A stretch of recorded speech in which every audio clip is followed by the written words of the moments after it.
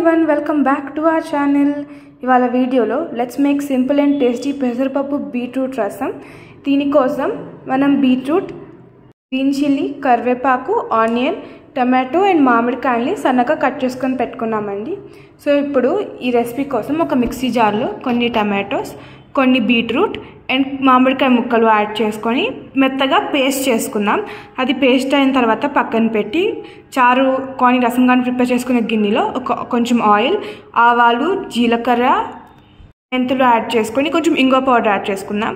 తర్వాత అందులోకి ఎల్లుల్లిపాయలు, కరివేపాకు, స్లైస్ చేసుకున్న పచ్చిమిరపకాయలు, సన్నగా తరిగి పెట్టుకున్న ఉల్లిపాయలు అండ్ మామిడికాయ ఏమైనా మిగిలి ఉంటే అది యాడ్ చేసేసుకొని మొత్తం బాగా కలిపేసుకుందాం. ఇది వేగిన తర్వాత మనం ప్రిపేర్ చేసుకున్న బీట్రూట్ మిక్చర్ ఉంటుంది కదా, అది ఇందులోకి యాడ్ చేసుకొని బాగా మిక్స్ చేసుకుందామండి.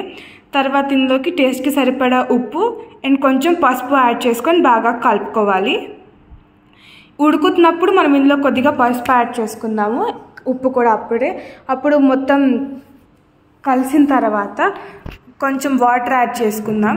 అండ్ పెసరపప్పు చాలా అన్నాం కాబట్టి మనం ఇక్కడ ముందుగానే పెసరపప్పుని నానపెట్టుకొని పేస్ట్ చేసుకొని పెట్టుకున్నాం. మెతుకుతాం కదా, అలా ఇక్కడ చూపించిన విధంగా మెతుకొని పెట్టుకున్నామండి.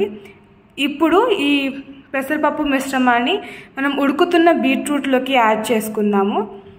యాడ్ చేసుకున్న తర్వాత ఒక 2-3 సార్లు బాగా కలుపుకోవాలి.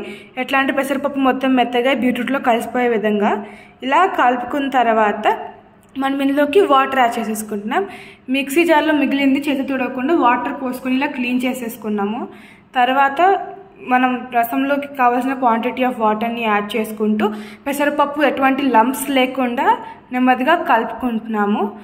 అండ్ నిన్న మనం capsicum drum stick curry and పచ్చి శనగపప్పు rice with capsicum drum stick curry అయితే చేసాము. ఆ లింక్ కింద డిస్క్రిప్షన్లో ప్రొవైడ్ చేస్తాం, ఒకసారి చెక్ చేయండి. ఇలా కలుపుకున్న తర్వాత ఇందులోకి మనం 2 స్పూన్స్ ఆఫ్ రసం పౌడర్ అయితే యాడ్ చేసుకొని బాగా కలిపేసుకుందాం. ఇలా కలుపుకున్న తర్వాత ఇంకొంచెం వాటర్ యాడ్ చేసుకొని ఇంకా ఉడకనివ్వాలి. అంతేనండి, బాగా మరిగిన తర్వాత స్టఫ్ కట్టేస్తే యమ్మీ అండ్ టేస్టీ రసం అయితే ప్రిపేర్ అయిపోతుంది. కొరియాండర్ ఉంటే లాస్ట్లో కొరియాండర్తో గార్నిష్ చేసుకోండి, టేస్ట్ బాగుంటుంది. ఇక్కడ కొరియాండర్ అవైలబుల్గా లేదు కాబట్టి మనం అయితే గార్నిష్ చేసుకోవట్లేదు. రసం మొత్తం బాగా ఉడికిన తర్వాత పక్కన పెట్టేసుకుంటే యమ్మీ అండ్ టేస్టీ బీట్రూట్ పెసరపప్పు రసం అయితే రెడీ అయిపోయినట్టే. డెఫినెట్గా ట్రై చేయండి. అండ్ మనం రేపు పచ్చలాకు మామిడికాయ కర్రీ ప్రిపేర్ చేసాము, రేపు రిలీజ్ అవుతుంది, ఒకసారి చెక్ చేయండి. Hope you like the video. Have a great time. Bye.